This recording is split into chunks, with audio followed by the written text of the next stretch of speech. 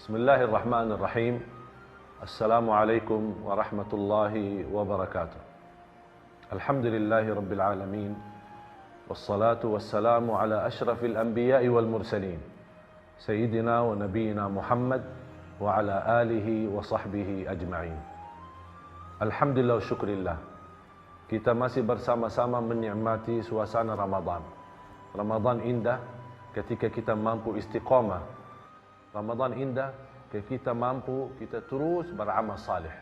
Karena titik habisnya amal ibadah adalah habisnya umur kita. Tidak ada batas untuk kita beribadah. Sebagaimana Allah Subhanahu wa taala menggambarkan di dalam Al-Quran, bahkan mengabadikan perjuangan para pemuda Ashabul Kahfi. Suratul Kahfi 110 ayat. Pemuda-pemuda 7 orang yang Allah Subhanahu wa taala selamatkan agama mereka, selamatkan keyakinan mereka, selamatkan kejujuran mereka, yang mereka berhijrah dari masa kezaliman, dari pimpinan yang zalim yang mengganggu keagamaan mereka dan ibadah mereka. Begitu upaya dan ikhtiar yang mereka lakukan. Bukan hanya niat, tidak cukup niat yang baik, tapi harus ada ikhtiar yang baik, gerakan yang baik. Itulah yang dilakukan oleh Ashabul Kahfi. Mereka melarikan diri dari kota yang pimpinnya menjadi orang yang zalim. Mereka masuk di sebuah gua yang Allah abadikan cerita di dalam Al-Quran, bahkan dinamakan dalam Al-Quran Suratul Kahfi. Suratul Kahfi begitu cerita-cerita para pemuda, mereka yang beriman dan ikhlas, mereka yang berhijrah untuk melindungi agama mereka. Sebagaimana Allah Subhanahu wa taala gambarkan di dalam Al-Quran, وَرَبَطْنَا عَلَى قُلُوبِهِمْ إِذْ قَامُوا فَقَالُوا رَبُّنَا رَبُّ السَّمَاوَاتِ وَالْأَرْضِ لَنْ نَدْعُوَ مِنْ دُونِهِ إِلَهًا لَقَدْ قُلْنَا إِذًا شَطَطًا. Itulah keimanan mereka, tauhid kepada Allah Subhanahu wa taala. Sebagaimana bersabda Nabi Muhammad sallallahu alaihi wasallam, sebaik-baik aku ucapkan dan nabi-nabi yang sebelumku adalah la ilaha illallah.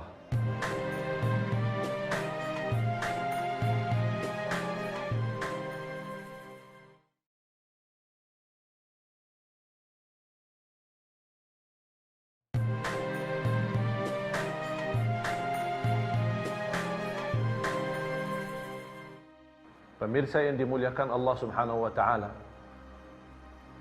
7 pemuda yang dinamakan Ashabul Kahfi. Cerita mereka awalnya orang yang beriman, pemuda yang bertakwa, pemuda yang benar-benar berakhlak yang mulia. Di masa mendapatkan pimpinan dan kerajaan yang zalim, yang sangat menancam mereka, orang-orang yang beriman akan dibunuh atau diusir atau bisa ditahan. Tapi mereka begitu menerima berita, tetap mereka tidak pernah tergeser sedikit pun dari agama. Oleh karena itu mereka berhijrah, dan Allah Subhanahu wa taala mengabadikan di dalam Al-Quran Suratul Kahfi perjuangan-perjuangan pemuda yang memang mencintai agamanya, mencintai perintah Allah, mencintai perintah Rasulnya. Begitu juga Allah Subhanahu wa taala bukan hanya mengabadikan ceritanya dalam Al-Quran, tapi Allah Subhanahu wa taala memberikan juga kemuliaan dan juga pelajaran untuk kita semua.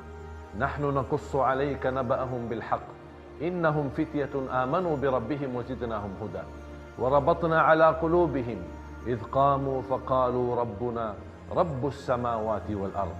Mereka begitu percaya Tuhan kita adalah Tuhan satu yang Maha Esa, Allah Subhanahu wa taala yang menciptakan bumi dan langit. Dan disitulah mereka bertauhid kepada Allah. Dan itulah perjuangan para pemuda Ashabul Kahfi, menjaga la ilaha illallah, sambil Allah menjadikan mereka tanda-tanda kebesaran Allah Subhanahu wa taala. Allah selamatkan mereka dari orang-orang yang zalim.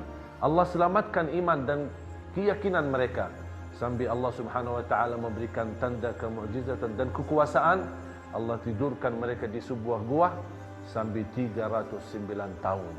Dan habis itu mereka terbangun melihat begitu dahsyat perubahan Allah rubahkan generasi-generasi, tapi generasi yang pemuda yang adil, pemuda yang ikhlas, yang akhirnya mereka bertemu dengan Ashabul Kahfi dan mereka bisa kembali lagi beraktivitas ibadah dan rasa aman dan nyaman. Inilah Ashabul Kahfi dan kita ada di makam Ashabul Kahfi. Bukan hanya kita kunjungi untuk hanya mendoakan mereka atau kita berdoa di tempat ini, tapi kita juga mengambil hikmah dan pelajaran agar kita terus menerus tidak pernah mundur, bahkan insya-Allah maju imannya, maju keyakinannya, maju ketakwaannya, bahkan maju ilmunya, supaya Allah Subhanahu wa taala memberikan kepada kita semua kemuliaan di dunia dan di akhirat. Amin ya rabbal alamin.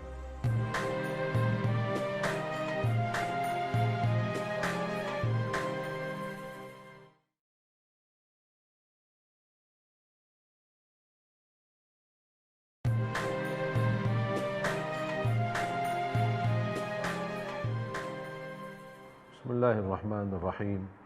Alhamdulillahi rabbil alamin. Allahumma salli ala Sayyidina Muhammad wa ala ali Sayyidina Muhammad.